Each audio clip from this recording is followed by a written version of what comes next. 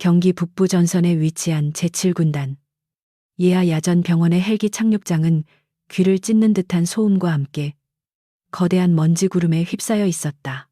KUH-1 수리온 헬기의 로터가 맹렬하게 회전하며 일으키는 돌풍은 대기하고 있던 의무병들의 군복을 거칠게 펄럭이게 만들었고 그들의 얼굴에는 긴장감이 역력했다. 하늘은 잿빛으로 흐려져 있어 금방이라도 비가 쏟아질 듯 우울한 분위기를 자아내고 있었으며 공기 중에는 매캐한 기름 냄새와 비릿한 혈향이 희미하게 섞여 떠돌고 있었다.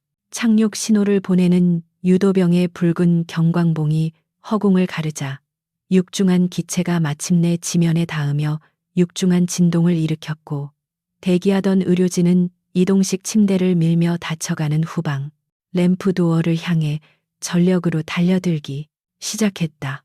헬기의 후방 램프가 열리자마자 쏟아져 나온 것은 단순한 부상자가 아니라 처참하게 찢겨진 전장의 참혹한 흔적 그 자체였다.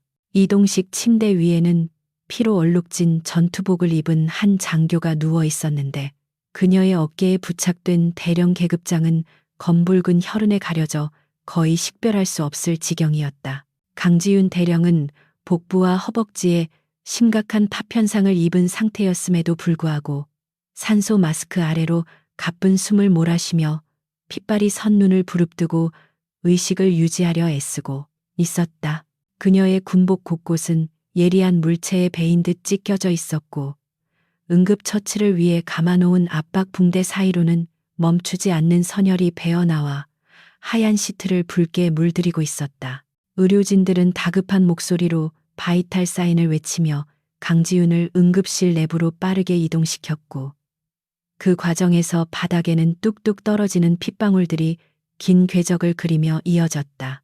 응급실의 자동문이 열리고 차가운 에어컨 바람이 닥쳐오자 강지윤은 흐려지는 시야 속에서도 자신의 부하들이 무사한지를 확인하려는 듯 고개를 힘겹게 돌리려 했다. 하지만 극심한 고통이 전신을 강타하며 그녀의 의지를 꺾으려 들었고 마취 전문의가 다급하게 진통제를 투여하며 그녀를 진정시켜야만 했다. 병원 내부는 이미 다른 부상병들로 인해 아수라장이 되어 있었고 곳곳에서 신음소리와 의료기기의 경고음이 뒤섞여 혼란스러운 교향곡을 연주하고 있었다. 이 혼란스러운 상황을 멀리서 지켜보고 있던 행정장교 김소령은 짜증 섞인 표정으로 자신의 손목시계를 내려다보며 혀를 찼다. 그는 부상자들의 안위보다는 이번 사고가 상부 감사에 미칠 영향이나 언론에 어떻게 보도될지에 대해서만 신경 쓰고 있는 기색이 역력했다.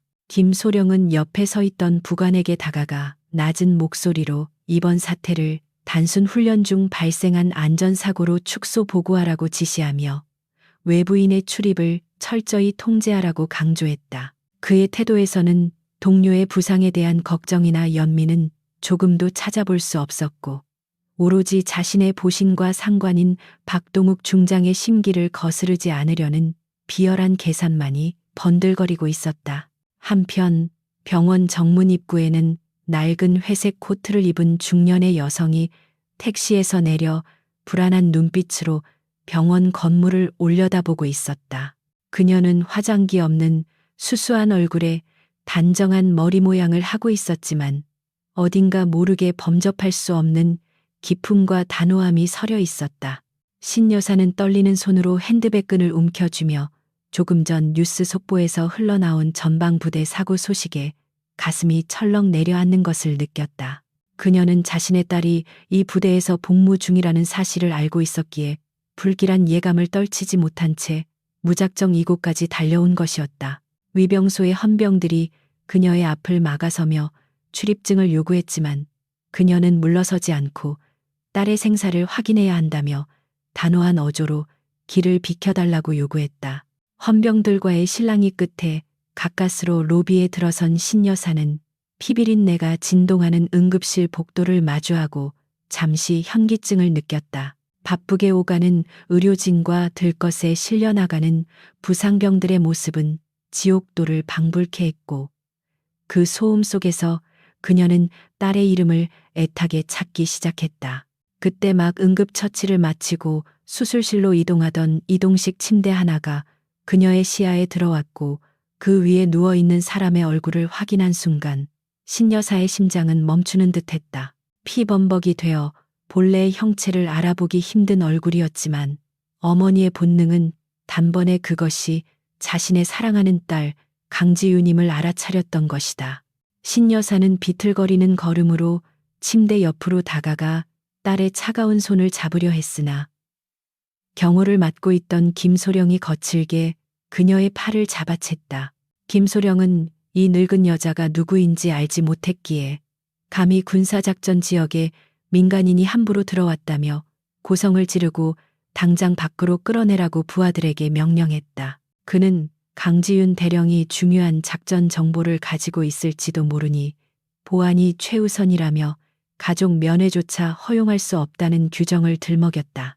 신여사는 김소령의 무례한 태도와 딸의 처참한 모습 사이에서 격한 감정을 억누르며 피가 묻은 딸의 뺨을 떨리는 손길로 조심스럽게 어루만졌다.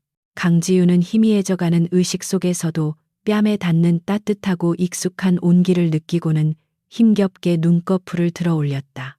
시야에 들어온 것은 걱정과 슬픔으로 가득 찬 어머니의 얼굴이었고 강지윤은 마스크 안에서 입술을 달싹이며 어머니를 안심시키려 했지만 목소리가 나오지 않았다. 딸의 눈에서 흐르는 한 줄기 눈물이 핏물과 섞여 흘러내리는 것을 본 신여사의 눈동자는 깊은 슬픔에서 차가운 분노로 급격하게 변화하기 시작했다. 그녀는 딸의 얼굴을 엉망으로 만든 이 상황이 단순한 사고가 아님을 직감했고 눈앞에서 거드름을 피우며 딸의 고통을 무시하는 저 장교의 태도에서 썩어빠진 군대의 현실을 뼈저리게 느꼈다. 김소령은 여전히 신여사를 하찮은 노인 취급하며 수술실로 들어가는 침대를 가로막지 말라고 신경질적으로 소리쳤다. 그는 자신의 행동이 얼마나 치명적인 실수인지 꿈에도 모른 채 오로지 상부의 지시대로 현장을 통제하고 있다는 사실에만 도취되어 있었다. 신여사는 김소령의 고함 소리를 뒤로 한 채 수술실 문이 닫히며 딸의 모습이 시야에서 사라질 때까지 그 자리에 못 박힌 듯 서 있었다. 그녀의 손에는 방금 딸의 뺨을 만지며 묻어난 끈적하고 붉은 선혈이 선명하게 남아 있었고 그것은 마치 딸이 어머니에게 남긴 피의 호소이자 복수의 서약처럼 느껴졌다. 수술실 문이 닫히고 복도에 잠시 정적이 감돌자 신여사는 천천히 고개를 돌려 김소령을 정면으로 응시했다. 그 눈빛은 방금 전까지 자식을 걱정하던 유약한 어머니의 것이 아니라 수만 명의 병력을 호령하는 장군의 것보다 더 날카롭고 압도적인 기세를 담고 있었다. 김소령은 순간적으로 등골이 서늘해지는 것을 느꼈지만 애써 그 느낌을 무시하며 다시 한번 그녀에게 나가달라고 요구했다. 신여사는 대꾸 없이 핸드백에서 손수건을 꺼내 손에 묻은 피를 아주 천천히 그리고 꼼꼼하게 닦아내기 시작했다. 그 느릿한 동작 하나하나에는 숨막히는 압박감이 실려 있어 주변에 있던 위생병들조차 숨을 죽이고 그녀를 지켜보게 만들었다.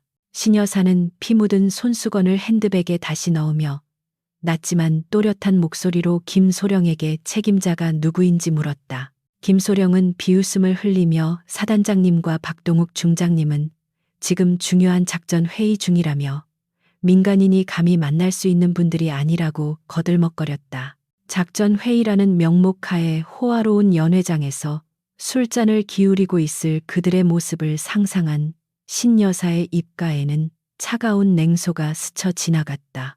그녀는 더 이상 이 오만하고 무능한 장교와 말을 섞는 것이 시간 낭비임을 깨닫고 조용히 핸드백에서 구형 폴더폰을 꺼내 들었다. 그녀가 단축번호 1번을 꾹 누르고 통화 버튼을 누르는 동안 병원 복도의 공기는 점점 더 무겁게 가라앉고 있었다. 신호음이 몇 번 울리기도 전에 상대방은 전화를 받았고 신여사는 수화기 너머로 들려오는 굵직한 남자의 목소리에 잠시 눈을 감았다. 그녀는 감정을 철저히 배제한 건조한 목소리로 자신이 지금 제7군단 야전 병원에 와 있으며 강지윤이 피투성이가 되어 수술실로 들어갔다는 사실을 전했다. 수화기 너머에서는 컵이 깨지는 듯한 날카로운 소음과 함께 무거운 침묵이 흘렀고 곧이어 억눌린 분노가 담긴 목소리가 무슨 일이 있었는지를 물어왔다. 신여사는 김소령이 들으라는 듯 또박또박한 말투로 현장의 지휘관들이 부상당한 딸을 짐작 취급하고 있으며 책임자는 코빼기도 보이지 않는다고 보고했다. 그녀는 통화를 마치기 전 지금 당장 박동욱 중장을 자신의 앞으로 호출하라고 덧붙였는데 그 어조는 부탁이 아닌 명백한 명령이었다. 전화를 끊은 신여사는 다시 김소령을 바라보았는데 그녀의 눈빛에는 이제 일말의 자비심도 남아있지 않았다. 김소령은 그녀가 어디론가 전화를 걸어 횡설수설한다고 생각하며 비웃으려 했으나 왠지 모를 불안감에 입꼬리가 파르르 떨리는 것을 막을 수 없었다. 바로 그 시각 수도방위 사령부 지하 벙커에 위치한 합동참모본부 의장실에서는 천둥 같은 고함 소리가 터져 나왔다. 대한민국 국군의 서열 1위인 합참회장은 손에 들고 있던 보고서를 바닥에 내동댕이 치며 비서실장에게 즉시 헬기를 대기시키라고 고함을 질렀다. 그는 자신의 어머니가 그것도 평생 화 한 번 내지 않던 분이 그렇게 차가운 목소리로 전화를 걸어왔다는 사실에 전율하며 동생에게 무슨 일이 생긴 것인지 직감적으로 깨달았다. 그는 즉시 국방부 장관에게 직통 전화를 걸어 제7군단 지역에 대한 전면적인 감찰과 봉쇄를 요청했고 박동욱 중장의 모든 직무를 정지시키라는 초유의 명령을 하달했다. 야전 병원의 상황은 급박하게 돌아가기 시작했는데 갑자기 병원 내의 모든 통신 장비가 먹통이 되고 비상 사이렌이 울리지 않는 기이한 정적이 찾아왔기 때문이었다. 김소령은 상황실과 연결을 시도했으나 무전기에서는 잡음만 흘러나올 뿐이었고 당황한 그는 부하들에게 원인을 파악하라고 소리쳤다. 그때 병원 로비의 TV 뉴스 화면이 긴급 속보로 바뀌며 합참회장의 긴급 성명이 발표되기 시작했고 화면 하단에는 군내 사조직 척결과 관련된 문구가 붉은색 자막으로 흐르고 있었다. 신여사는 그 혼란스러운 광경을 조용히 지켜보며 의자에 앉아 흔들림 없는 자세로 누군가를 기다리기 시작했다. 얼마 지나지 않아 병원 밖에서 또 다른 헬기의 착륙 소리가 들려왔지만 이번에는 한 대가 아니라 여러 대의 헬기가 동시에 접근하는 듯한 엄청난 굉음이었다. 창문이 덜덜 떨릴 정도의 진동과 함께 병원 앞마당에는 특수전 사령부 소속의 흑색 헬기들이 줄지어 착륙했고 완전 무장을 한 최정예 요원들이 쏟아져 나와 병원 건물을 순식간에 포위했다. 김소령과 그의 부하들은 이 갑작스러운 사태에 얼굴이 하얗게 질려 어쩔 줄을 몰라 했고 그들은 자신들이 감당할 수 없는 거대한 태풍의 눈 속에 들어와 있음을 뒤늦게 깨닫기 시작했다. 무장 병력들은 로비로 진입하여 김소령과 경비병들의 무장을 해제시키고 벽 쪽으로 몰아세웠으며 그들의 동작은 한치의 오차도 없이 신속하고 정확했다. 공포에 질린 김소령이 무슨 권한으로 이러느냐고 항변하려 할 때 무장 병력 사이로 정복을 입은 고위 장교가 걸어 들어왔다. 그는 김소령을 거들떠보지도 않고 곧장 의자에 앉아있는 신여사에게 다가가 정중하게 거수경례를 올렸다. 그 장교는 합참회장실 소속의 경호실장이었으며 그의 등장은 신여사가 단순한 민간인이 아님을 증명하는 결정적인 순간이었다. 신여사는 자리에서 천천히 일어나 경호실장의 경례를 눈짓으로 받은 뒤 싸늘한 목소리로 박동욱 중장은 어디에 있느냐고 물었다. 경호실장은 박 중장이 현재 인근 골프 리조트에서 연회 중이었으나 합참의 명령으로 헌병대에 의해 강제 연행되어 이곳으로 오고 있다고 보고했다. 그 말을 들은 김소령의 다리는 풀려버렸고 그는 바닥에 주저앉으며 자신이 방금 누구를 모욕했는지를 깨닫고 절망적인 신음을 흘렸다. 병원 로비의 공기는 이제 공포와 경외감으로 가득 차 숨소리조차 크게 낼 수 없는 압도적인 침묵만이 흐를 뿐이었다. 신여사는 주저앉은 김소령을 내려다보며 군인의 본분은 국민과 부하를 지키는 것이지 자신의 안위를 챙기는 것이 아니라고 나지막이 꾸짖었다. 그녀의 말은 비수처럼 김소령의 가슴에 꽂혔고 주변에 있던 다른 병사들 또한 고개를 들지 못한 채 부끄러움에 몸을 떨었다. 이제 곧 도착할 박동욱 중장을 기다리며 신 여사는 다시 한번 피 묻은 손을 바라보았고 그녀의 눈빛은 그 어느 때보다 강렬하게 타올랐다.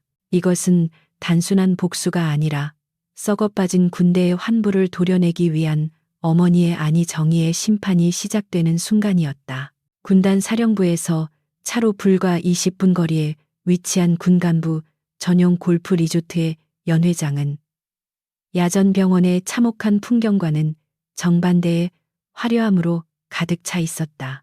천장에 매달린 거대한 샹들리에가 뿜어내는 황금빛 조명은 테이블 위에 놓인 최고급 양주병과 크리스털 잔들을 눈부시게 비추고 있었고 실내에는 부드러운 클래식 음악이 흐르며 고상한 분위기를 연출하고 있었다. 이곳에 모인 지휘관들은 방금 전 있었던 기동훈련의 성공적인 종료를 자축하며 웃음꽃을 피우고 있었는데 그들의 얼굴에는 훈련 과정에서 발생한 사상자에 대한 걱정이나 죄책감은 조금도 찾아볼 수 없었다. 오로지 이번 훈련 결과가 상부에 어떻게 보고될지, 그리고 그것이 자신들의 진급 심사에 얼마나 긍정적인 영향을 미칠지에 대한 기대감만이 그들의 대화를 지배하고 있었다.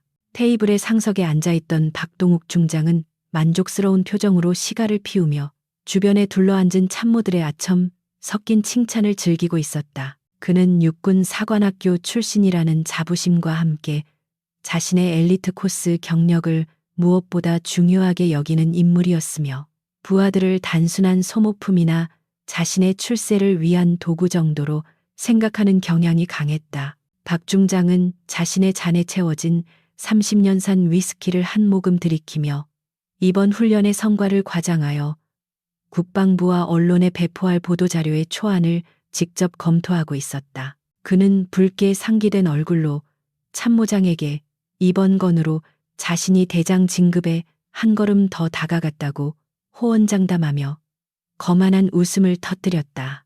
그때 연 회장의 육중한 문이 조심스럽게 열리며 박 중장의 전속 부관인 최 대위가 창백한 얼굴로 들어와 빠른 걸음으로 상석을 향해 다가왔다. 최 대위의 이마에는 식은땀이 송골송골 맺혀 있었고 손에 든 결제판을 쥔 손가락은 미세하게 떨리고 있어 그가 전하려는 소식이 결코 좋은 내용이 아님을 짐작하게 했다. 즐거운 분위기를 깨트린 부관의 등장에 좌중의 시선이 집중되자 박 중장은 미간을 찌푸리며 불쾌한 기색을 드러냈지만 최 대위는 주저하지 않고 박 중장의 귓가에 입을 대고 다급한 목소리로 속삭였다. 그것은 강지훈 대령의 상태가 위중하다는 보고와 함께 병원에 정체불명의 민간인이 나타나 소란을 피우고 있다는 내용이었다. 박 중장은 시가를 재떨이에 거칠게 비벼끄며 고작 그런 일로 중요한 자리를 방해하느냐고 부관을 향해 낮은 목소리로 으르렁거렸다. 그는 강지훈 대령이 평소 자신의 비리를 눈치채고 깐깐하게 굴던 것을 눈엣 가시처럼 여겨왔기에 이번 사고가 오히려 잘된 일일 수도 있다고 내심 생각하고 있었다. 그는 부관에게 사고 경위서는 적당히 조작해서 훈련 중 불가항력적인 장비 오작동으로 처리하라고 지시하며 병원에 있는 민간인은 헌병을 시켜 당장 쫓아내라고 신경질적으로 명령했다. 박 중장에게 있어 민간인의 항해 따위는 무시해도 좋은 소음일 뿐이었고 감히 삼성 장군의 권위에 도전하는 행위는 용납될 수 없는 일이었다. 최 대위는 난처한 표정으로 머뭇거리며 그 민간인 여성이 물러설 기미를 보이지 않고 있으며 박 중장의 이름을 직접 거론하며 호출을 요구하고 있다고 보고했다. 그 여자가 풍기는 분위기가 예사롭지 않아 현장의 행정장교조차 어쩔 줄 몰라 하고 있다는 부연 설명에 박 중장은 기가 막히다는 듯 헛웃음을 터뜨렸다. 그는 감히 군부대 병원에서 행패를 부리는 미친 노인네 하나 처리하지 못하는 무능한 부하들을 질책하며 자신이 직접 가서 본때를 보여주겠다며 자리에서 일어나려 했다. 그의 안중에는 오로지 자신의 위신을 세우고 이 귀찮은 상황을 빨리 정리하여 다시 술자리를 즐기고 싶은 마음뿐이었다. 바로 그 순간 박 중장의 정복상의 안주머니에 들어있던 비와폰이 요란한 진동과 함께 날카로운 벨소리를 울리기 시작했다. 이 전화기는 평소에는 거의 울릴 일이 없는, 오직 국방부 장관이나 합참의장 같은 최상위 지휘부와의 직통 연결을 위해서만 사용되는 특수보안 회선이었다. 연회장에 왁자지껄하던 소음이 순식간에 잦아들었고 모든 참석자들의 시선이 박 중장의 손에 들린 검은색 전화기에 고정되었다. 박 중장은 갑작스러운 상부의 호출에 의아해하면서도 혹시 이번 훈련 성과에 대한 격려 전화일지도 모른다는 막연한 기대감을 품고 조심스럽게 통화 버튼을 눌러 귀에 가져다 대었다. 수화기 너머에서 들려온 목소리는 박 중장이 기대했던 격려나 칭찬이 아닌 등골을 오싹하게 만드는 차가운 분노 그 자체였다. 전화를 건 사람은 국방부 장관 비서실장이었지만 그 뒤에서 들려오는 또 다른 남자의 고함 소리가 박 중장의 고막을 때렸다. 비서실장은 박 중장에게 지금 즉시 모든 업무를 중단하고 야전 병원 로비에 대기 중인 신 여사를 찾아가 정중히 모시라는 명령을 전달했다. 박 중장은 순간 자신의 귀를 의심하며 그 노인이 도대체 누구길래 장관실에서 직접 전화를 하느냐고 되물으려 했지만 돌아온 대답은 그의 심장을 멈추게 만들기에 충분했다. 비서실장은 건조하지만 떨리는 목소리로 지금 병원에 있는 그분이 바로 현 합참의장의 친어머니이자 전직 국무총리의 미망인인 신여사라는 사실을 통보했다. 그리고 오늘 사고를 당해 사경을 헤매고 있는 강지훈 대령이 합참의장의 하나뿐인 여동생이라는 사실까지 덧붙여지자 박 중장의 얼굴은 핏기가 완전히 사라져 시신처럼 창백하게 변해버렸다. 그는 다리에 힘이 풀려 휘청거리며 테이블을 짚었고 손에 들고 있던 비와폰을 바닥에 떨어뜨릴 뻔했다. 머릿속이 하얗게 변하며 아무런 생각도 나지 않았고 오직 자신이 건드려서는 안 될 영린을 건드렸다는 공포만이 전신을 지배했다.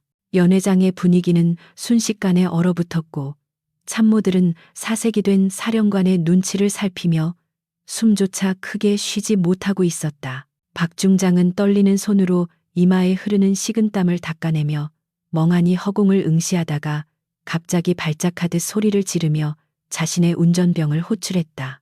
그는 방금 전까지의 거만함은 온데간데 없이 사라지고 도살장으로 끌려가는 짐승처럼 초조하고 불안한 모습으로 변해 있었다.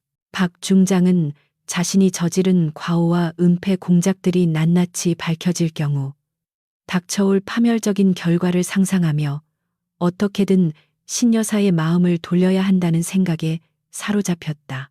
리조트로비로 뛰쳐나온 박 중장은 대기하고 있던 관용차 뒷좌석에 몸을 구겨 넣으며 운전병에게 신호를 무시하고 최대한 빨리 병원으로 가라고 고래고래 소리를 질렀다.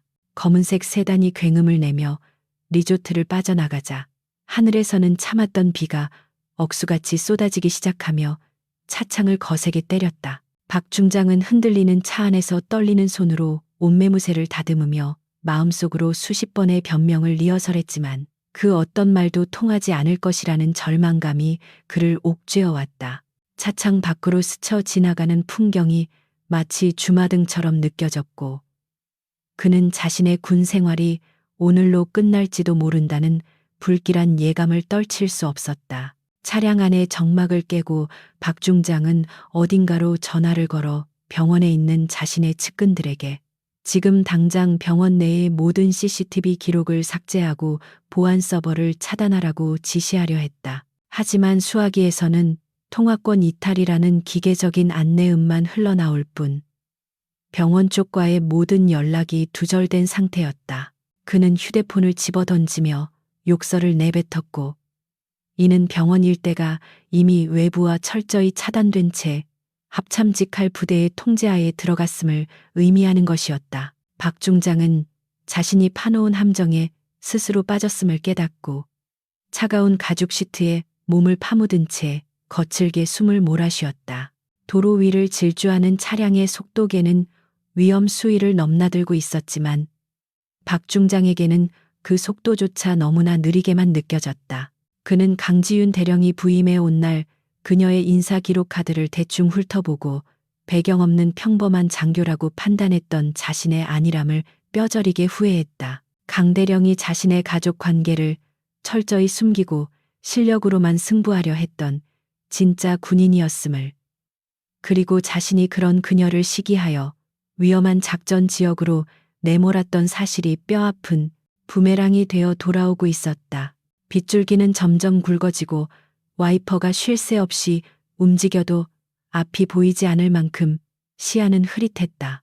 병원이 가까워질수록 도로 곳곳에는 평소에 보이지 않던 무장 헌병들이 배치되어 검문을 강화하고 있는 모습이 눈에 띄었다. 박 중장의 차량은 삼성 장군의 성판을 달고 있었기에 검문 없이 통과할 수 있었지만 헌병들이 차량을 향해 보내는 시선은 경례가 아닌 감시의 눈초리에 가까웠다. 박 중장은 창밖으로 보이는 헌병들의 소속 마크가 자신의 군단 예하가 아닌 국방부 직할 수사대임을 확인하고 다시 한번 절망에 빠졌다. 이것은 이미 단순한 사고조사가 아니라 군 수뇌부가 직접 개입하는 대규모 숙청 작업이 시작되었음을 알리는 신호탄이었다. 드디어 병원 정문에 도착했을 때 박 중장은 자신의 눈을 의심할 수밖에 없는 광경을 목격했다. 병원 상공에는 공격 헬기가 선회하고 있었고 지상에는 특전사 요원들이 중화기로 무장한 채 병원을 요새처럼 둘러싸고 있었다. 입구에는 이미 그의 도착을 기다리고 있었다는 듯 헌병대 차량이 길을 막고 있었고 낯선 검은 양복의 요원들이 그의 차량으로 다가오고 있었다. 운전병이 당황하여 브레이크를 밟자 차는 빗길에 미끄러지며 날카로운 타이어 마찰음을 내고 멈춰섰다. 박 중장은 밖으로 나가는 것이 죽기보다 싫었지만 차문이 밖에서 거칠게 열리며 그를 현실로 끌어내렸다. 차문을 연 사람은 합참의 장실 소속의 경호 장교였고 그는 박 중장에게 경례도 생략한 채 차갑게 하차를 요구했다. 빗속으로 끌려 나온 박 중장은 쏟아지는 비를 맞으며 화려했던 정복이 순식간에 물에 젖어 볼품없이 축 늘어지는 것을 느꼈다. 주변을 에워싼 특전사 대원들의 차가운 시선과 총구는 그를 겨누고 있지 않았지만 그 무언의 압박감은 총알보다 더 날카롭게 그의 심장을 파고들었다. 박 중장은 비틀거리는 걸음으로 병원 로비를 향해 걸음을 옮겼고 그 길은 마치 단두대로 향하는 사형수의 마지막 행진과도 같았다. 병원 로비에 들어서자 밖의 소음이 차단되며 무거운 정적이 그를 맞이했고 그 정적의 중심에는 신여사가 앉아 있었다. 그녀의 주변에는 무장 해제된 김소령과 박 중장의 부하들이 무릎을 꿇은 채 고개를 숙이고 있었고 그 모습은 마치 죄인이 심판을 기다리는 법정을 연상케 했다. 박 중장은 신여사와 눈이 마주친 순간 숨이 턱 막히며 자신이 지금껏 쌓아올린 모든 권위와 명예가 모래성처럼 무너져 내리는 것을 느꼈다. 신여사는 자리에서 일어나지 않은 채 젖은 생쥐꼴이 된 삼성 장군을 싸늘하게 올려다보았고 그 눈빛에는 그 어떤 폭언보다도 무거운 침묵의 질책이 담겨 있었다. 박 중장은 자신도 모르게 모자를 벗어 손에 쥐고 떨리는 무릎을 억지로 지탱하며 신여사 앞으로 다가갔다. 그는 입을 열어 변명이라도 하려 했지만 목구멍이 꽉 막힌 듯 아무런 소리도 나오지 않았다. 신여사는 천천히 손목시계를 들여다보며 그가 도착하기까지 걸린 시간을 확인하고는 나지막한 목소리로 입을 열었다. 그녀는 내 딸이 피를 흘리며 죽어가는 동안 당신은 어디서 무엇을 하고 있었느냐고 물었고 그 질문은 박 중장의 폐부를 찌르는 예리한 칼날이 되어 돌아왔다. 이것은 단순한 질문이 아니라 한 어머니가 타락한 지휘관에게 던지는 파멸의 선고였다. 병원 로비의 감도는 침묵은 폭풍 전야의 고요함보다 더 무겁고 숨막히는 압박감을 주고 있었으며 박동욱 중장은 그 압력에 눌려 숨조차 제대로 쉴 수 없었다. 그의 정복에서 뚝뚝 떨어지는 빗물은 바닥에 작은 웅덩이를 만들고 있었고 그 차가운 감촉은 그의 뼛속까지 파고들어 전신을 떨게 만들었다. 신여사는 의자에 앉은 채로 미동도 하지 않고 있었지만 그녀가 뿜어내는 기운은 로비 전체를 장악하며 삼성 장군의 길을 완전히 꺾어놓고 있었다. 박 중장은 마른 침을 삼키며 입을 열어 변명하려 했지만 평소 호령하던 그 위험 있는 목소리는 온데간데 없이 사라지고 쥐어짜는 듯한 쉰 소리만이 새어 나올 뿐이었다. 신여사는 천천히 고개를 들어 박 중장의 흔들리는 동공을 똑바로 응시했고 그 시선은 마치 영혼을 꿰뚫어 보는 듯한 날카로움을 지니고 있었다. 그녀는 감정을 억누른 차분한 목소리로 자신의 딸이 왜 훈련구역이 아닌 실탄 사격구역에서 피를 흘리며 발견되었는지 물었다. 그 질문은 박 중장이 미리 준비했던 우발적 사고라는 시나리오를 뿌리째 뒤흔드는 것이었으며 그가 숨기려 했던 치명적인 진실에 접근하고 있었다. 박 중장은 당황하여 시선을 회피하며 전장 상황을 가정하다 보면 착오가 생길 수 있다는 구차한 변명을 늘어놓기 시작했다. 박 중장의 비겁한 변명을 듣던 신여사의 입가에는 경멸의 찬조소가 스쳐 지나갔고 그녀는 더 이상 들을 가치가 없다는 듯 손을 들어 그의 말을 가로막았다. 그녀는 핸드백에서 접힌 서류 한 장을 꺼내 테이블 위에 올려놓았는데 그것은 강지윤 대령이 사고 직전 본가로 보냈던 등기 우편의 사본이었다. 그 서류에는 부대 내 보급 비리와 관련된 구체적인 정황과 증거들이 암호화되어 기록되어 있었고 박 중장은 그 문서를 보는 순간 자신의 목을 조여오는 올가미의 실체를 확인했다. 신여사는 이 문서가 이미 국방부와 청와대 민정수석실에 동시에 전달되었다는 사실을 통보하며 그를 절망의 구렁텅이로 밀어넣었다. 같은 시각 서울 용산구에 위치한 합동참모본부 지하 벙커 상황실은 말 그대로 벌집을 쑤셔놓은 듯한 혼란에 휩싸여 있었다. 합참의장 강도훈 대장은 전방부대 상황판을 뚫어지게 노려보고 있었는데 그의 주먹 쥐어진 손등에는 굵은 핏줄이 터질 듯 솟아올라 있었다. 그는 자신의 여동생이 단순한 사고가 아니라 조직적인 음모에 의해 희생될 뻔했다는 사실에 분노하며 작전 참모부장에게 제7군단에 대한 즉각적인 작전권 회수를 명령했다.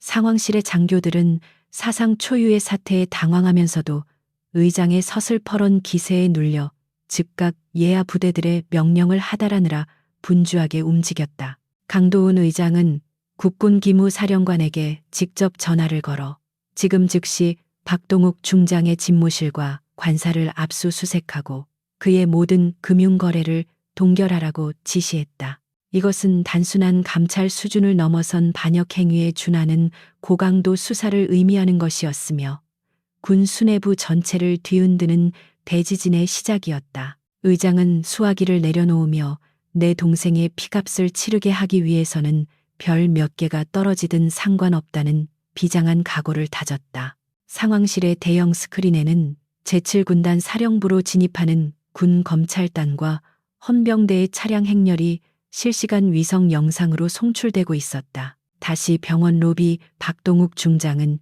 자신의 비와폰이 울리지 않는 것을 보고 외부와의 연결이 완전히 차단되었음을 직감했다. 그는 자신이 지금 고립무원의 처지에 놓였으며 눈앞에 이 노부인이 자신을 파멸시키기 위해 얼마나 치밀하게 준비했는지를 깨닫고 전율했다. 박 중장은 무릎을 꿇고 애원이라도 해야 할지 아니면 끝까지 오리발을 내밀며 버텨야 할지 갈등하며 식은땀을 흘렸다. 하지만 신여사는 그에게 선택의 기회조차 주지 않으려는 듯 경호 실장에게 눈짓을 보내 그를 별도의 격리실로 구금할 것을 지시했다. 박 중장이 헌병들에게 양팔을 붙잡혀 끌려가는 동안 그는 로비 한쪽 구석에서 겁에 질려 떨고 있는 자신의 부하들을 보며 깊은 배신감을 느꼈다. 평소 충성을 맹세하던 그들이었지만 권력의 무게중심이 이동하자마자 눈길 한번 주지 않고 외면하는 모습에서 그는 권력의 비정한 속성을 뼈저리게 체험했다. 그는 끌려가면서도 악을 쓰며 자신이 누구인지 아느냐고 고함쳤지만 그 소리는 공허한 메아리가 되어 병원 복도를 울릴 뿐 아무도 귀담아 듣지 않았다. 격리실 문이 닫히는 둔탁한 소리와 함께 박동욱이라는 이름 석자가 지니고 있던 위세는 순식간에 증발해 버렸다. 박 중장이 사라진 로비에는 다시금 무거운 침묵이 찾아왔지만 이번에는 공포가 아닌 엄숙함이 감돌고 있었다. 신 여사는 긴장이 풀린 듯 깊은 한숨을 내쉬며 의자 등받이에 몸을 기대었고 그제야 떨리는 손으로 이마를 짚었다. 그녀는 강인한 어머니이자 권력자의 모습을 연기했지만 속으로는 딸의 생사를 걱정하며 타들어가고 있었던 평범한 어머니일 뿐이었다. 그때 수술실 문이 열리고 녹색 수술복을 입은 군의관이 피로한 기색으로 걸어 나왔고 신 여사는 반사적으로 자리에서 일어나 그에게로 다가갔다. 군의관은 마스크를 벗으며 다행히 큰 고비는 넘겼지만 과다 출혈로 인한 쇼크가 우려되어 중환자실에서 경과를 지켜봐야 한다고 설명했다. 신 여사는 그 말을 듣고서야 다리가 풀려 휘청거렸지만 곁에 있던 경호실장의 부축을 받으며 간신히 중심을 잡았다. 그녀는 눈시울이 붉어진 채로 군의관의 손을 잡고 고맙다는 말을 반복했고 그 모습은 조금 전 장군을 호령하던 철의 여인과는 전혀 다른 따뜻하고 연약한 모성을 보여주었다. 하지만 그녀의 눈빛 깊은 곳에는 아직 끝나지 않은 싸움에 대한 결기가 여전히 남아 있었다. 한편 격리실에 감금된 박 중장은 좁은 방 안을 서성이며 분노와 공포 사이를 오가고 있었다. 그는 창문 밖으로 보이는 병원 주위의 삼엄한 경계를 보며 탈출이 불가능하다는 것을 깨달았고 법적인 처벌을 피할 수 없다는 사실에 절망했다. 하지만 그의 뒤틀린 생존 본능은 여기서 포기하는 것을 거부하고 있었고 그는 어떻게든 이 상황을 뒤집을 수 있는 마지막 카드를 떠올리려 애썼다. 그는 자신의 비밀 금고에 숨겨둔 해외 계좌와 돈으로 매수해 두었던 어둠의 세력들을 기억해내고는 희미한 희망의 끈을 잡으려 했다. 박 중장은 격리실 구석에 놓인 낡은 유선 전화기를 발견하고 감시 카메라의 사각지대를 찾아 몸을 웅크렸다. 통신이 차단되었다고는 하지만 병원 내부의 구식 회선까지는 미처 신경 쓰지 못했을 것이라는 일말의 도박을 건 것이었다. 그는 떨리는 손으로 다이얼을 돌렸고 수화기 너머에서 연결 신호음이 들리자 회심의 미소를 지었다.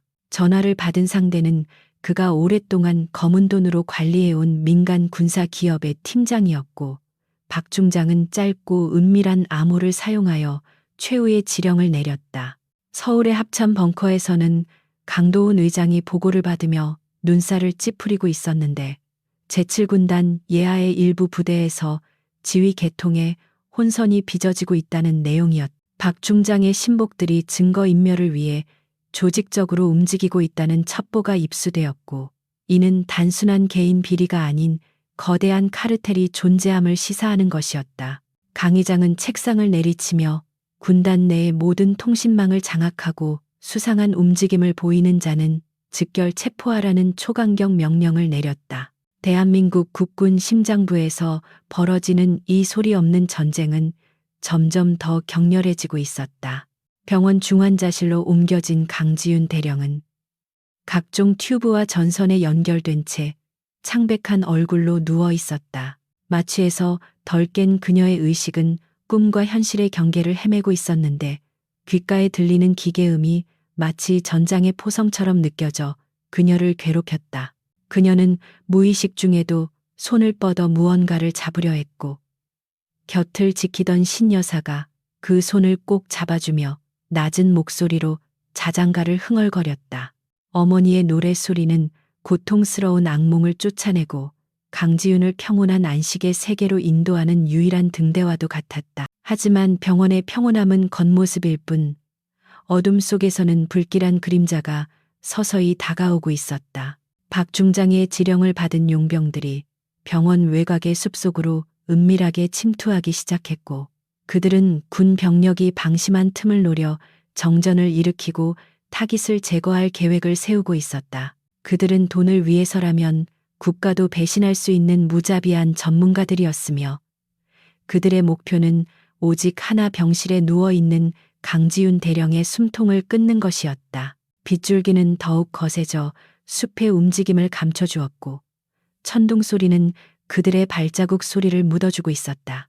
신 여사는 딸의 곁을 지키면서도 문득 등 뒤에서 느껴지는 서늘한 기운에 몸을 떨었다. 그녀는 창밖을 내다보았지만 칠흑 같은 어둠과 쏟아지는 빛 때문에 아무것도 분별할 수 없었다. 어머니의 직감은 무언가 잘못되고 있다는 경고 신호를 보내고 있었고 그녀는 불안한 마음에 경호실장을 호출하려 했다. 바로 그 순간 병원의 모든 조명이 일제히 꺼지며 사방이 암흑천지로 변했고 비상 발전기가 돌아가는 웅웅거리는 소리만이 정적을 깨뜨렸다. 어둠 속에서 비상등의 붉은 불빛만이 희미하게 복도를 비추자 병원은 순식간에 공포 영화의 한 장면처럼 기괴하게 변해버렸다. 의료진과 환자들의 비명소리가 곳곳에서 터져나왔고 무전기를 든 경호원들의 다급한 외침이 복도를 울렸다. 신 여사는 본능적으로 딸의 침대 위로 몸을 숙여 그녀를 보호하려 했고 어둠 속에서 번뜩이는 눈빛으로 병실 문을 응시했다. 이것은 단순한 정전이 아님을 궁지에 몰린 쥐가 고양이를 물기 위해 덤벼들고 있음을 그녀는 직감적으로 깨달았다. 비상 발전기가 가동되면서 병원 복도의 조명은 섬뜩한 붉은색으로 바뀌었고 웅웅거리는 기계음이 낮게 깔리며 긴장감을 고조시켰다. 갑작스러운 정전에 당황한 의료진들이 손전등을 비추며 분주하게 움직이는 그림자가 벽면에 어지럽게 춤을 추었고 환자들의 불안한 속삭임이 메아리처럼 울려 퍼졌다. 외부와 차단된 밀실과도 같은 병원 내부의 공기는 점점 희박해지는 듯했고 어둠 속에 숨어있는 보이지 않는 위협이 숨통을 조여오는 듯한 압박감을 주었다.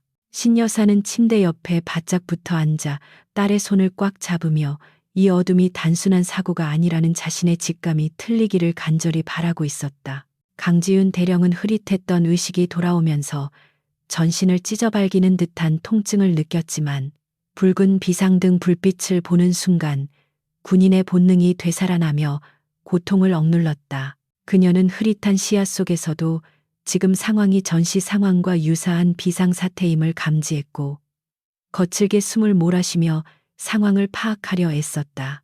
그녀의 머릿속에서는 사고 직전의 기억들이 파편처럼 떠올라 하나의 그림으로 맞춰지기 시작했고 그것은 끔찍한 진실을 가리키고 있었다. 훈련 도중 자신의 위치로 정확하게 날아들었던 포탄은 결코 오발이 아니었으며 누군가 정교하게 계산된 좌표로 자신을 제거하려 했던 명백한 살이었다. 그녀는 마른 침을 삼키며 갈라지는 목소리로 어머니를 불렀고 신 여사는 황급히 딸의 입가에 귀를 가져다 대며 안도와 걱정이 섞인 눈빛을 보냈다. 강지윤은 어머니에게 지금 당장 이곳을 빠져나가야 한다고 속삭였지만 신 여사는 단호하게 고개를 저으며 밖은 이미 위험하다고 대답했다. 강지윤은 어머니의 눈에서 두려움이 아닌 결연한 의지를 읽었고 그녀가 이미 이 사태의 배후를 짐작하고 있음을 깨달았다. 모녀 사이에는 긴 설명이 필요 없는 깊은 신뢰와 이해가 흐르고 있었고 두 사람은 말없이 서로의 손을 잡으며 다가올 폭풍을 대비했다. 강지윤이 기억해낸 진실은 박동욱 중장이 주도한 차세대 방탄복 도입 사업의 치명적인 결함과 관련된 것이었다. 그녀는 며칠 전 우연히 입수한 성능평가 보고서 원본에서 실험 데이터가 조작되었고 실제로는 규격 미달의 불량품이 납품될 예정이라는 사실을 발견했었다. 그녀가 이 사실을 상부에 보고하려 하자 박 중장은 이를 막기 위해 훈련 사고를 가장하여 그녀를 영원히 입막음하려 했던 것이었다. 그녀의 가슴 속에서는 배신감과 분노가 뜨겁게 타올랐고 이대로 죽어서 그들의 비리를 덮어줄 수는 없다는 오기가 생겨났다. 그때 병실 문이 조심스럽게 열리며 누군가 들어왔는데 그는 강지윤의 부관인 한대위였다. 그는 정전과 동시에 외부 침입의 징후를 느끼고 지휘관을 보호하기 위해 권총을 든 채 달려온 것이었다. 한대위는 식은땀을 흘리며 병원 내부 통신망이 마비되었고 정체불명의 무장 인원들이 건물 외곽을 배회하는 것이 목격되었다고 보고했다. 그의 보고는 강지윤의 예상이 정확했음을 확인시켜 주었고 이제 이곳은 병원이 아닌 생사를 건 전장으로 변해버렸음을 의미했다. 강지윤은 고통을 참으며 상체를 일으키려 시도했고 찢어질 듯한 복부의 통증에 신음이 새어나왔지만 이를 악물고 버텼다. 그녀는 한대위에게 자신의 개인 사물함에 있는 태블릿 PC를 가져오라고 지시하며 그 안에 박 중장의 비리 증거가 담긴 암호화된 파일이 있다고 설명했다. 적들이 노리는 것은 자신의 목숨뿐만 아니라 그 증거 자료일 것이 분명했기에 그들이 손에 넣기 전에 먼저 확보하여 외부로 전송해야만 했다. 한대위는 지체 없이 사물함을 뒤져 태블릿을 찾아냈고 강지윤의 떨리는 손가락이 화면 위를 움직이며 복잡한 암호를 입력하기 시작했다. 하지만 태블릿 화면에는 네트워크 연결 없음이라는 절망적인 메시지만이 깜빡거리고 있었고 박 중장 측에서 이미 전파 방해를 하고 있음이 확실했다. 강지윤은 포기하지 않고 병원 내부 인트라넷을 우회하여 외부 서버로 접속하는 백도어 프로그램을 가동시켰다. 그녀는 정보병과 출신답게 능숙한 솜씨로 보안망을 뚫기 시작했고 그 모습은 중환자가 아닌 작전을 지휘하는 지휘관의 냉철함 그 자체였다. 신 여사는 딸의 그런 모습을 경이로운 눈길로 바라보며 자신의 딸이 얼마나 강인하고 유능한 군인으로 성장했는지를 새삼 깨닫고 가슴이 뭉클해졌다. 같은 시각 병원 지하 기계실에서는 박 중장이 고용한 용병팀인 알파팀이 서버실을 점거하고 데이터를 삭제하고 있었다. 그들은 박 중장의 지시대로 강지윤이 확보한 증거 자료를 흔적도 없이 지워버리기 위해 메인 서버에 악성 코드를 심고 있었다. 그러나 모니터 화면에 갑자기 경고창이 뜨며 누군가 외부에서 접속을 시도하고 있다는 알림이 울리자 용병 팀장은 인상을 찌푸리며 역추적을 지시했다. 그들은 접속 신호가 VIP 병실에서 발신되고 있음을 확인하고 즉시 타격조에게 목표물의 위치를 전송하며 처리를 명령했다. VIP 병실 앞 복도에는 적막이 감돌고 있었지만 그 고요함 뒤에는 맹수가 먹잇감을 노리는 듯한 살기가 숨겨져 있었다.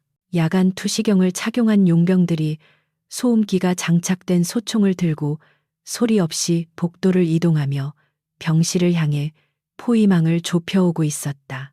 그들은 병원 경비를 맡고 있던 헌병들을 이미 제압한 상태였고 그들의 움직임은 유령처럼 은밀하고 신속하여 일반적인 군인들은 감지조차 할 수 없을 정도였다. 복도 끝에서 경비를 서던 합참 경호원 한 명이 이상한 낌새를 눈치채고 무전을 시도하려 했으나 어둠 속에서 날아온 총탄의 소리 없이 쓰러졌다. 강지윤은 태블릿 화면에 진행바가 천천히 차오르는 것을 초조하게 지켜보며 동시에 복도에서 들려오는 미세한 인기척에 귀를 기울였다. 그녀는 한대위에게 문 쪽을 경계하라고 눈짓을 보내고 어머니에게는 침대 밑으로 몸을 숨기라고 나지막이 지시했다. 신여사는 딸을 혼자 두고 숨을 수 없다고 고집을 피웠지만 강지윤은 지금은 감상에 젖을 때가 아니라며 어머니의 생존이 곧 자신의 승리라고 단호하게 말했다. 그 비장한 말에 신여사는 눈물을 머금고 바닥으로 몸을 낮췄고 강지윤은 베개 밑에 숨겨두었던 비상용 단검을 꽉 움켜쥐었다. 데이터 전송이 90%에 도달했을 때 병실 문손잡이가 천천히 돌아가는 소리가 들리며 긴장감은 최고조에 달했다. 한대위는 문을 향해 권총을 겨누고 식은땀을 흘리며 방아쇠에 손가락을 걸었고 강지윤은 태블릿을 끄지 않은 채 숨을 죽이고 문을 노려보았다.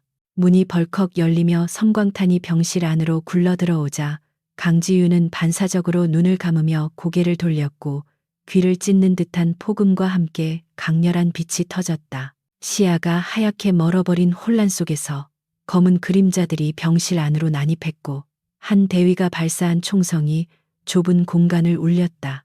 용병들은 전문적인 움직임으로 한 대위를 제압하려 했으나 강지윤은 부상당한 몸을 날려 침대 옆에 있던 링거 거치대를 휘둘러 선두에 선 용병을 가격했다. 복부에 상처가 터지며 붉은 피가 배어나왔지만 그녀는 고통을 아드레날린으로 승화시키며 짐승처럼 포효했다. 예상치 못한 강렬한 저항에 용병들이 잠시 주춤하는 사이 한 대위는 엄폐물 뒤로 몸을 숨기며 응사했고 병실안은 순식간에 총격전의 현장으로 변했다. 유리창이 깨지고 집기들이 박살나는 아수라장 속에서 신여사는 바닥에 엎드린 채 딸의 이름을 비명처럼 질렀다.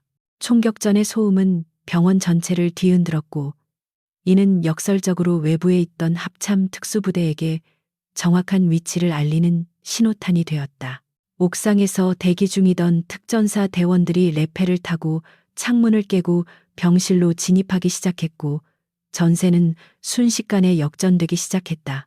강지윤은 흐려지는 의식을 붙잡고 태블릿 화면을 확인했는데 전송 완료라는 문구가 녹색으로 빛나고 있었다. 그녀는 안도감과 함께 밀려오는 현기증에 몸을 휘청거렸지만 쓰러지지 않고 끝까지 눈을 부릅뜨고 적들을 노려보았다.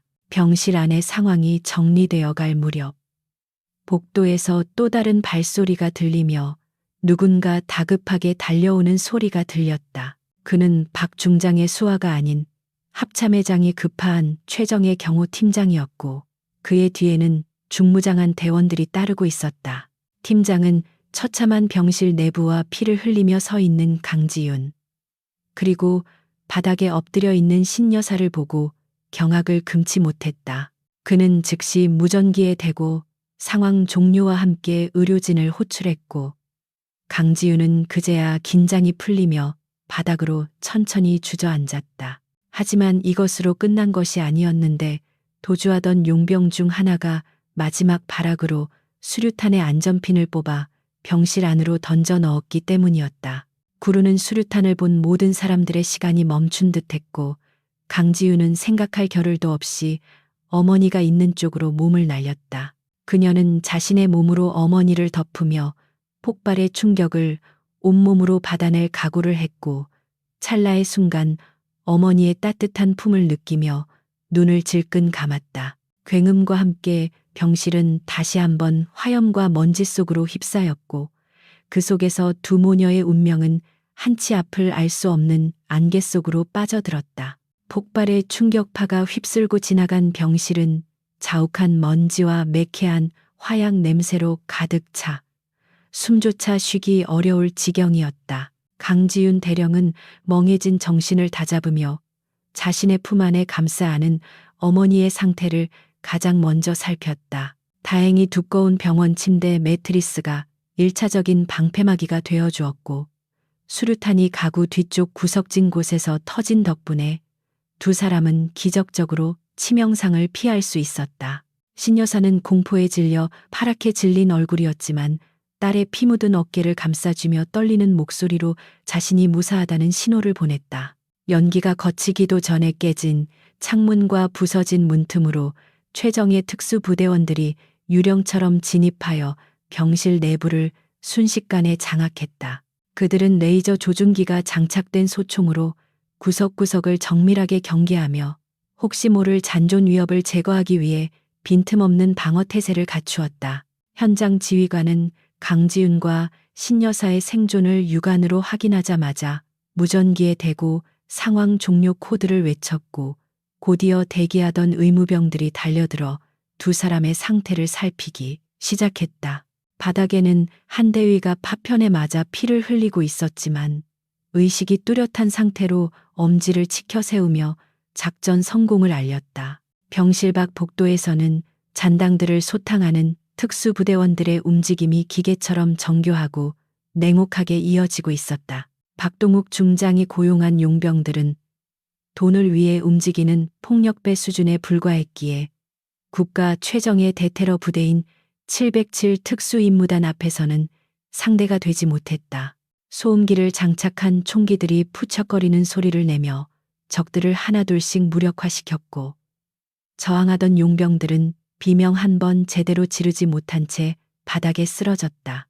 복도는 순식간에 정리되었고 병원의 통제권은 다시금 합참의장의 직할 부대 손으로 완벽하게 넘어왔다. 한편 격리실에 갇혀있던 박동욱 중장은 멀리서 들려오는 폭발음을 듣고 회심의 미소를 지으며 창가로 다가갔다. 그는 자신의 계획대로 모든 증거가 화염 속에 사라지고 눈엣가시 갔던 강지윤과 그 노인네가 제거되었을 것이라 굳게 믿었다. 그는 이제 혼란스러운 상황을 틈타 외부로 빠져나가 알리바이를 만들 궁리를 하며 옷매무새를 다듬고 거울을 보며 표정 관리를 연습했다. 그의 상상 속에서 그는 비극적인 사고의 수습위원장이 되어 있었고 모든 책임을 죽은 자들에게 떠넘길 완벽한 시나리오를 완성하고 있었다. 하지만 박 중장의 달콤한 상상은 격리실의 문이 거칠게 열리는 소리와 함께 산산이 조각나고 말았다. 그가 기대했던 것은 자신의 탈출을 도와줄 용병들이었지만 문 앞에 서 있는 것은 서슬퍼런 눈빛을 한 국방부 검찰단 수사관들과 헌병들이었다. 수사관은 박 중장의 얼굴에 영장을 들이밀며 살인교사 및 군사기밀 유출, 그리고 뇌물수수 혐의로 긴급 체포한다고 고지했다. 박 중장은 당황하여 뒷걸음질치며 이것은 함정이라고 자신이 누구인지 아느냐고 고래고래 소리를 질렀지만 헌병들은 가차없이 그의 팔을 꺾어 수갑을 채웠다. 박 중장이 발버둥치며 끌려나가는 동안 바닥에 떨어져 있던 강지윤의 태블릿 PC 화면은 여전히 켜져 있었다. 액정은 폭발의 충격으로 거미줄처럼 금이 가 있었지만 화면 중앙에는 전송 완료라는 문구가 선명한 녹색 빛을 발하고 있었다. 강지윤이 목숨을 걸고 지켜낸 그 데이터는 이미 국방부 장관실과 청와대 민정수석실, 그리고 합참회장의 개인 서버에 안전하게 도착해 있었다. 그것은 박동욱 중장뿐만 아니라 그와 결탁한 방산 비리 카르텔 전체를 붕괴시킬 치명적인 디지털 탄환이었다. 서울 합참 상황실에서는 강도훈 의장이 전송된 파일을 직접 확인하며 분노로 몸을 떨고 있었다.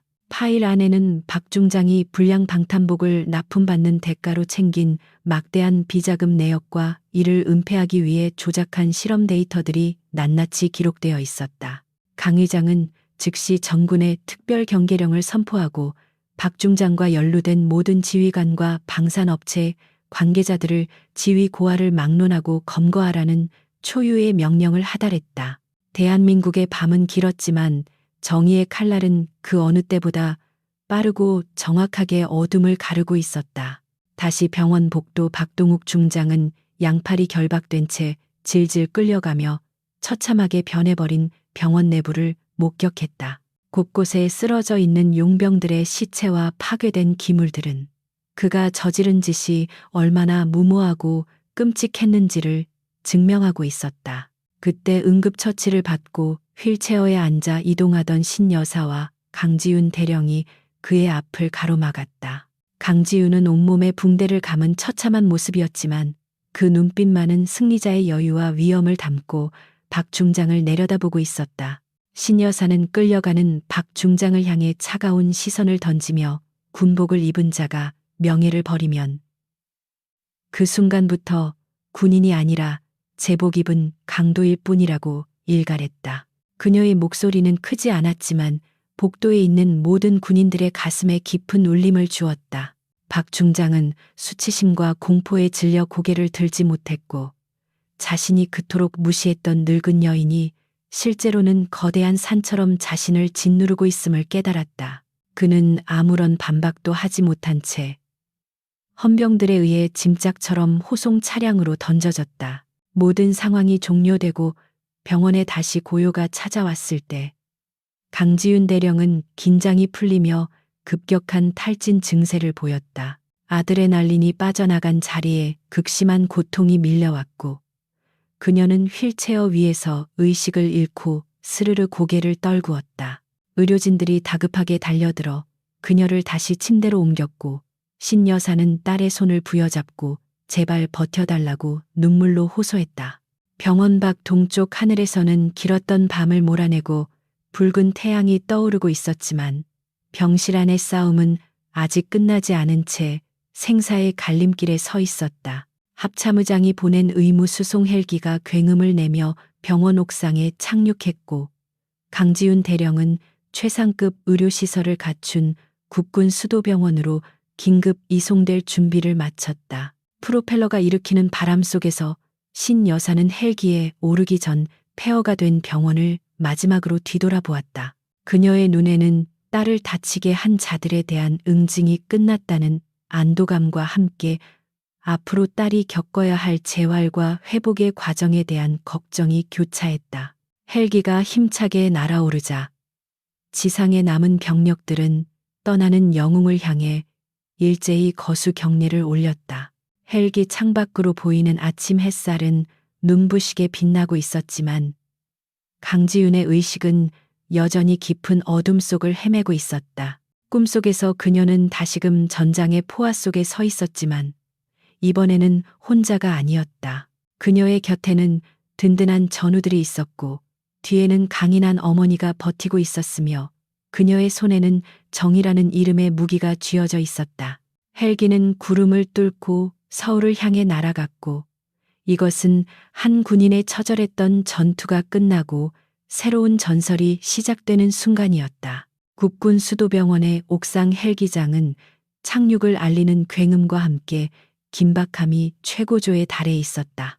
헬기의 로터가 멈추기도 전에 대기하고 있던 최정예 외상센터 의료진들이 기체로 달려들었고 그들의 얼굴에는 비장함마저 감돌고 있었다. 강지윤 대령은 산소 호흡기에 의지한 채 이동식 침대로 옮겨졌고 그녀의 군복은 이미 붉은 피로 흥건하게 젖어 있어 보는 이들의 가슴을 서늘하게 만들었다. 합참의장 강도훈 대장은 병원 상황실 유리창 너머로 이 모든 과정을 지켜보며 자신의 여동생이 생사의 기로에 서 있다는 사실에 주먹을 꽉 쥐었다. 그의 눈가는 붉게 충혈되어 있었지만 대한민국 전군을 지휘하는 의장으로서의 냉철함을 잃지 않으려 필사적으로 감정을 억누르고 있었다.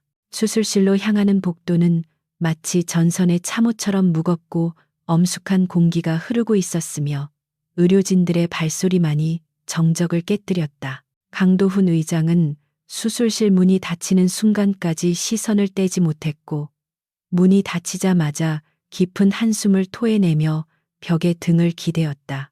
그의 곁에는 언제 도착했는지 신여사가 꼿꼿한 자세로 앉아 있었는데 그녀의 옷에는 아직도 딸의 피가 묻어 있어 처절했던 당시의 상황을 대변하고 있었다.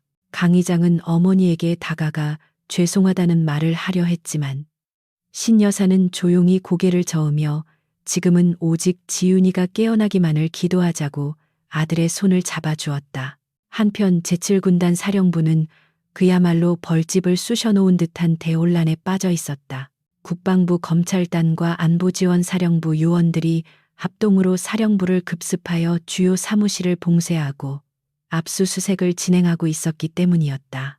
사령관실과 참모장실에서는 기밀 서류 박스들이 쉴 새 없이 실려 나오고 있었고 박동욱 중장의 측근 장교들은 줄줄이 헌병들에게 연행되어 호송 버스에 태워지고 있었다. 부대원들은 창밖으로 펼쳐지는 이 믿기 힘든 광경을 바라보며 수군거렸고 절대 권력자였던 사령관의 몰락이 현실로 다가오자 부대 전체가 거대한 충격의 소용돌이에 휘말렸다. 박동욱 중장의 집무실에 진입한 수사관들은 벽에 걸린 액자 뒤에 숨겨진 비밀 금고를 찾아내는데 성공했다. 전문가가 투입되어 금고문을 개방하자 그 안에는 방산업체로부터 받은 고액의 수표 다발과 차명 계좌, 장부 그리고 금괴들이 쏟아져 나와보는 이들을 경악하게 만들었다. 이것은 단순한 개인의 일탈을 넘어선 거대한 방산비리 카르텔의 실체가 드러나는 순간이었으며 군 수뇌부는 이 썩은 환부를 도려내기 위해 칼을 뽑아들었다.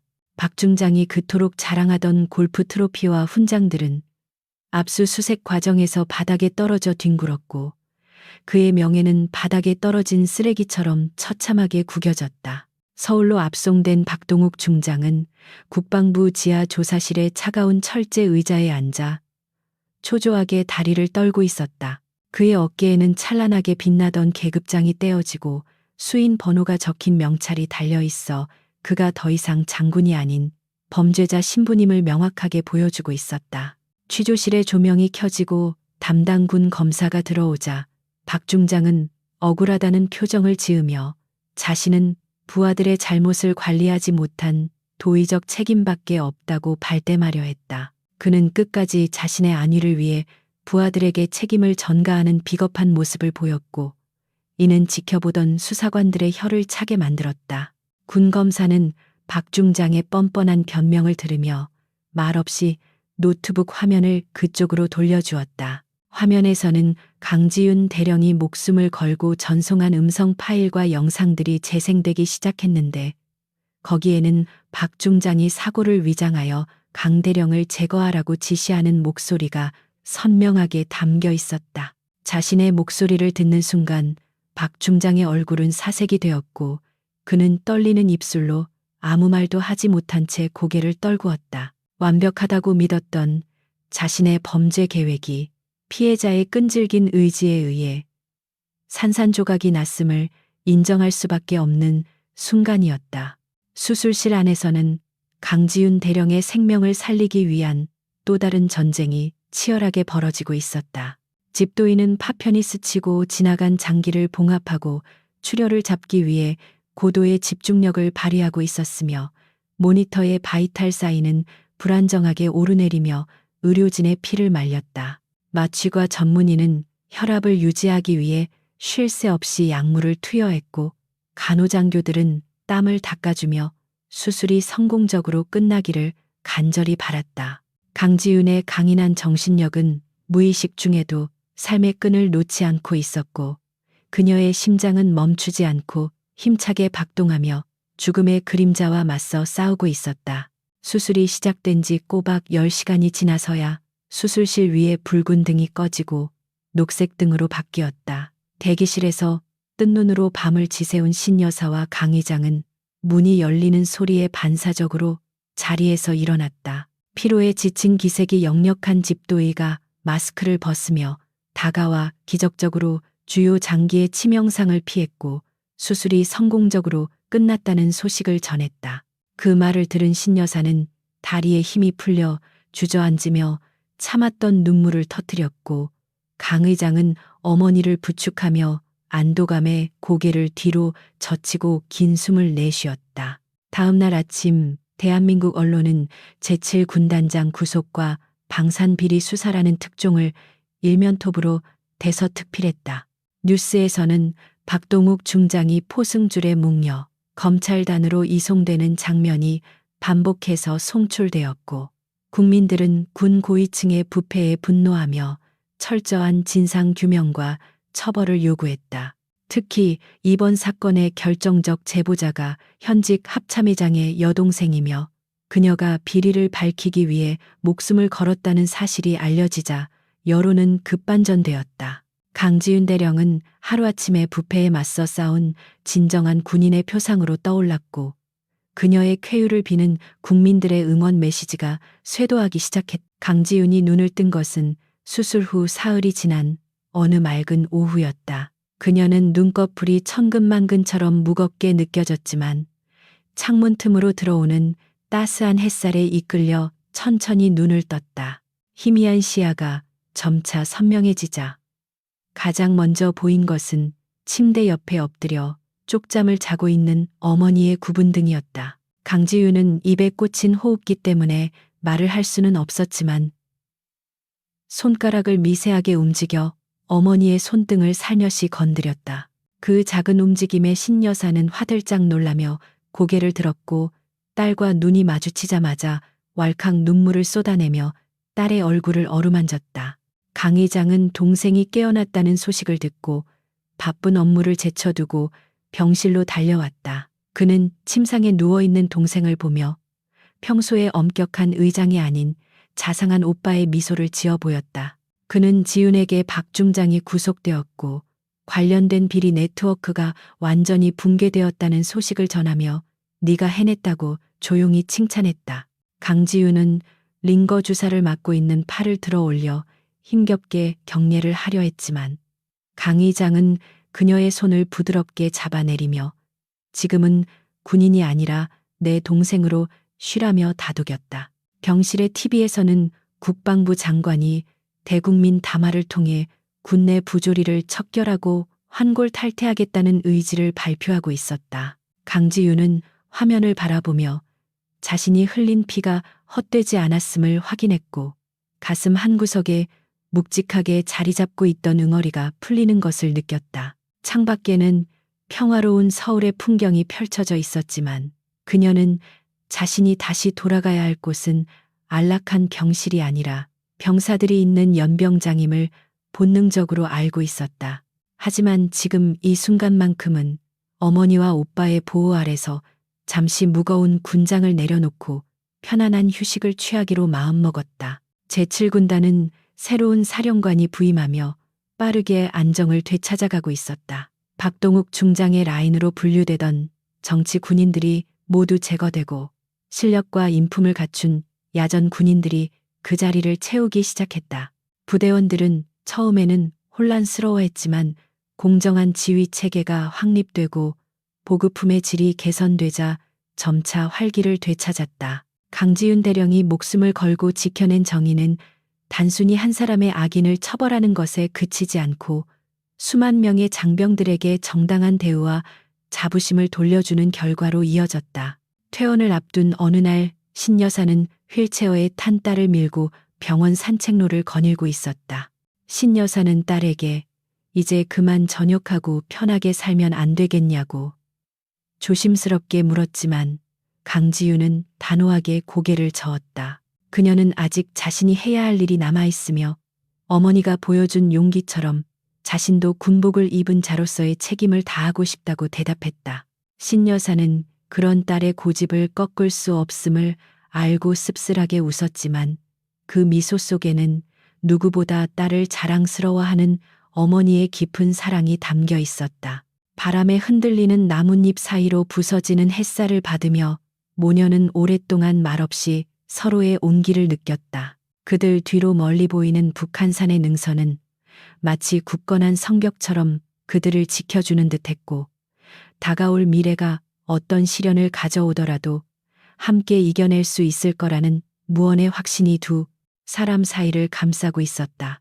혼란은 지나갔고 폭풍은 멈췄지만 그 폐허 위에서 피어난 희망의 싹은 그 어느 때보다 푸르게 빛나고 있었다. 이제 남은 것은 상처를 치유하고 더 단단해진 모습으로 다시 일어서는 것뿐이었다. 국방부 고등군 사법원의 법정안은 무거운 침묵과 함께 팽팽한 긴장감이 감돌고 있었으며 방청석을 가득 메운 취재진과 군 관계자들의 시선은 피고인석에 앉아있는 한 남자에게 집중되어 있었다. 박동욱 전 중장은 화려했던 정복 대신 초라한 수의를 입은 채 고개를 숙이고 있었고 그의 어깨는 더 이상 별들의 위험을 지탱하지 못한 채 무너져 내려 있었다. 재판장인 군 판사가 판결문을 낭독하기 위해 마이크를 잡자 법정 안의 공기는 더욱 차갑게 가라앉았고 카메라의 플래시 소리만이 간헐적으로 터져나왔다.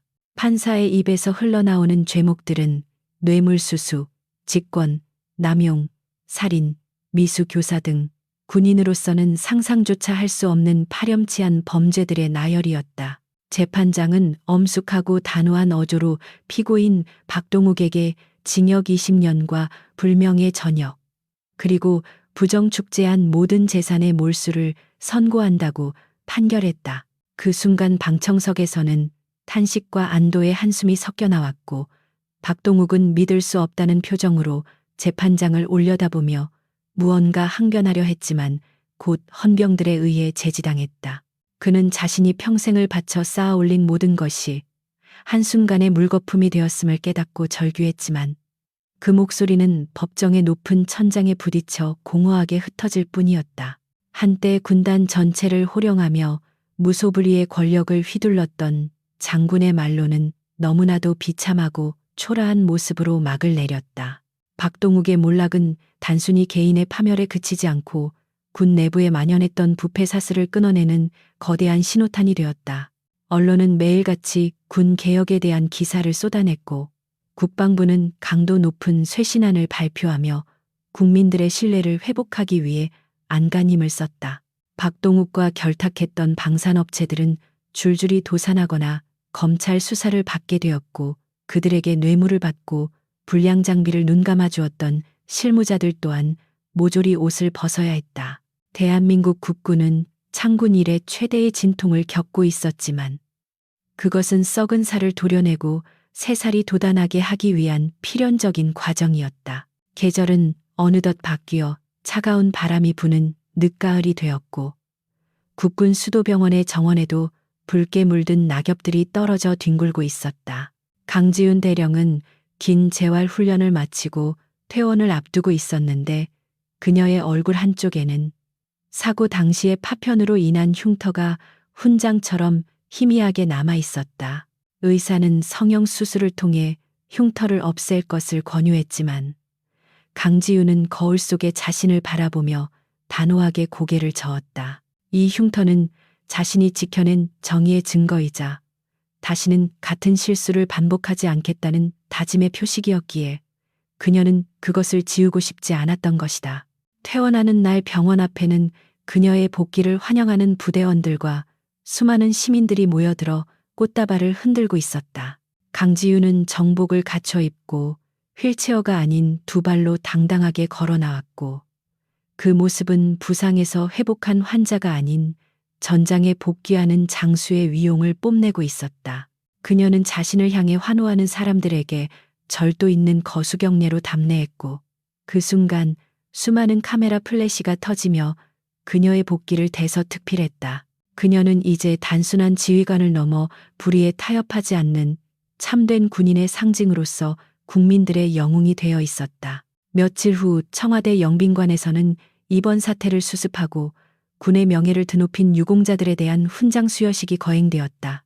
행사장에는 대통령을 비롯한 정부 고위 관계자들과 군 수뇌부가 모두 참석하여 자리를 빛내고 있었고 엄숙하면서도 화기애애한 분위기가 감돌았다. 사회자가 강지윤 대령의 이름을 호명하자 그녀는 단상 위로 올라가 대통령과 마주섰고 장내에는 우레와 같은 박수 소리가 쏟아졌다. 대통령은 그녀의 가슴에 충무무 공훈장을 직접 달아주며 국가와 국민을 위해 보여준 헌신에 대해 깊은 감사를 표했다. 단상 아래 맨 앞줄에는 합참의장 강도훈 대장과 어머니 신여사가 나란히 앉아 이 광경을 지켜보고 있었다. 강 의장은 공식적인 자리라 감정을 억누르고 있었지만 동생을 바라보는 눈빛에는 숨길 수 없는 대견함과 자랑스러움이 가득했다. 신여사는 흐뭇한 미소를 지으며 딸의 모습을 눈에 담고 있었는데 그녀의 주름진 손은 손수건을 꽉 쥐고 있었다. 그녀는 딸이 가문의 후광이 아닌 오로지 자신의 실력과 희생으로 이 자리에 섰다는 사실이 무엇보다 기뻤고 지난날의 마음고생이 눈 녹듯 사라지는 것을 느꼈다. 수여식이 끝나고 이어진 리셉션 자리에서 많은 장성들이 강지윤에게 다가와 축하 인사를 건넸다. 그 중에는 예전에 그녀를 견제하거나 무시했던 이들도 있었지만 이제 그들의 태도는 존경과 두려움이 섞인 정중함으로 완전히 바뀌어 있었다. 강지윤은 그들의 칭찬에 일희일비하지 않고 겸손하면서도 절제된 태도로 일관했으며 공적인 자리에서의 품위를 잃지 않았다. 그녀는 권력이란 칼과 같아서 함부로 휘두르면 자신을 다치게 한다는 것을 누구보다 잘 알고 있었기에 승리감에 도취되는 것을 스스로 경계하고 있었다. 연회가 무르익을 무렵 강지윤은 잠시 소란스러운 홀을 빠져나와 테라스로 나갔고 그곳에는 신여사가 밤하늘을 올려다보며 서 있었다. 인기척을 느낀 신여사가 고개를 돌려 딸을 바라보았고 두 모녀는 아무런 말 없이 서로를 마주보며 미소를 지었다. 강지윤은 어머니에게 다가가 조용히 안겼고 신여사는 딸의 등을 토닥이며 그동안 정말 고생 많았다고 속삭였다. 차가운 가을 밤 공기 속에서도 어머니의 품은 여전히 따뜻했고 강지윤은 그 온기 속에서 군인이 아닌 딸로서 잠시 평온한 안식을 취할 수 있었다. 신여사는 딸의 얼굴에 남은 흉터를 어루만지며 이것이 여자로서 속상하지 않느냐고 조심스럽게 물었다.